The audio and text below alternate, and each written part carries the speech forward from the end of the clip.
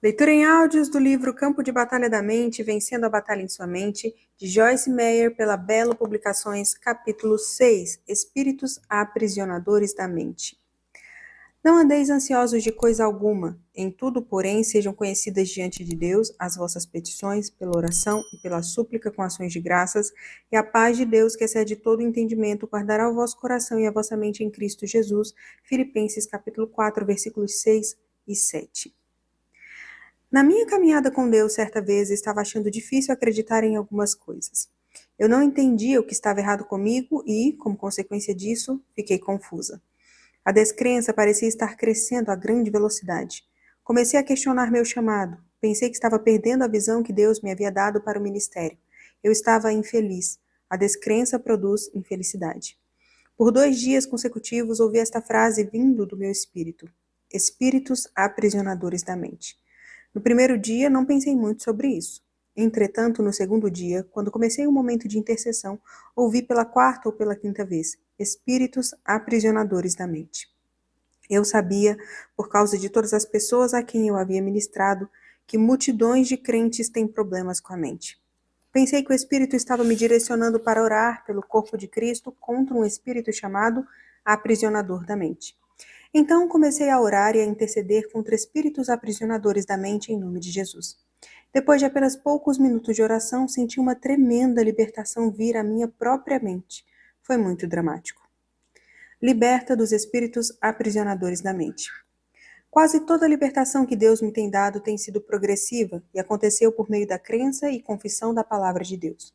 João 8, versículos 31 e 32 e Salmos 107, versículo 20 são o meu testemunho. Em João 8, 31 e 32, Jesus diz: Se vós permanecerdes, continuardes na minha palavra, sois verdadeiramente meus discípulos, e conhecereis a verdade vos libertará. Salmos 107, versículo 20 diz sobre o Senhor: Enviou-lhes a sua palavra e os sarou, e os livrou do que lhes era mortal.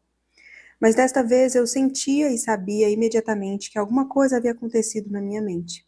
Dentro de minutos, eu era capaz de acreditar outra vez em áreas com as quais tinha estado lutando minutos antes do meu momento de oração.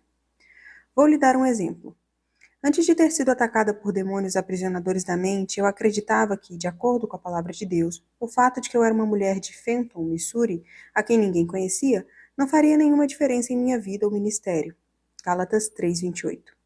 Quando Deus estivesse pronto, ele abriria portas que ninguém poderia fechar. Apocalipse 3:8. E eu pregaria por todo o mundo as mensagens práticas, libertadoras que ele havia me dado. Eu acreditava que teria o privilégio de compartilhar o evangelho com toda a nação pelo rádio, não por causa de mim, mas a despeito de mim. Eu sabia que, de acordo com as escrituras, Deus escolhe as coisas fracas e tolas para confundir os sábios. 1 Coríntios 1:27. Eu acreditava que o Senhor iria me usar para curar os doentes. Eu acreditava que nossos filhos seriam usados no ministério. Eu acreditava toda sorte de coisas maravilhosas que Deus havia colocado em meu coração. Entretanto, quando os espíritos aprisionadores da mente me atacaram, eu não conseguia parecer acreditar em muita coisa. Eu pensava coisas do tipo, bem, eu provavelmente inventei tudo aquilo. Eu só acreditei porque queria, mas isso provavelmente jamais acontecerá. Mas, quando os espíritos foram embora, a habilidade para crer veio correndo de volta. Decida a acreditar.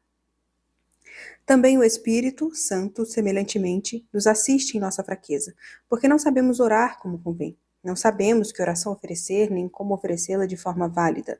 Mas o mesmo Espírito recebe a nossa súplica e intercede por nós sobremaneira, com gemidos inexprimíveis, muito profundos. Romanos 8:26. Como cristãos, precisamos aprender a decidir acreditar. Deus frequentemente nos dá fé, um produto do Espírito, com relação a coisas com as quais nossas mentes simplesmente podem nem sempre parecer estar de acordo. A mente quer entender o porquê, o quando e o como de tudo. Frequentemente, quando esse entendimento não é dado por Deus, a mente se recusa a acreditar naquilo que ela não entende. Às vezes acontece de um crente saber alguma coisa em seu coração, seu homem interior, mas sua mente lutar contra isso. Eu tinha decidido muito antes acreditar no que a palavra diz e acreditar na rema, a palavra revelada que Deus me deu. As coisas que ele me falou ou as promessas que ele me fez pessoalmente. mesmo que eu não entendesse por quê, quando ou como isso aconteceria em minha vida. Mas essas coisas com as quais eu estava lutando era diferente. Estava além da decisão. Eu estava amarrada por esses espíritos aprisionadores da mente e simplesmente não conseguia fazer nada para acreditar. Graças a Deus que, por intermédio do Espírito Santo, ele me mostrou como orar. E seu poder prevaleceu, muito embora eu não soubesse que estava orando por mim mesma quando comecei. Tenho certeza de que você está lendo esse livro neste momento porque foi direcionado a isso. Você também pode estar tendo problemas nessa área. Se for assim, eu o encorajo a orar no nome de Jesus. Pelo poder do seu sangue, coloque-se contra os espíritos aprisionadores da mente. Ore dessa forma não apenas uma vez, mas sempre que você tiver dificuldade nessa área. O diabo jamais esgota seu estoque de dardos inflamados para jogar contra nós quando estamos tentando caminhar em frente.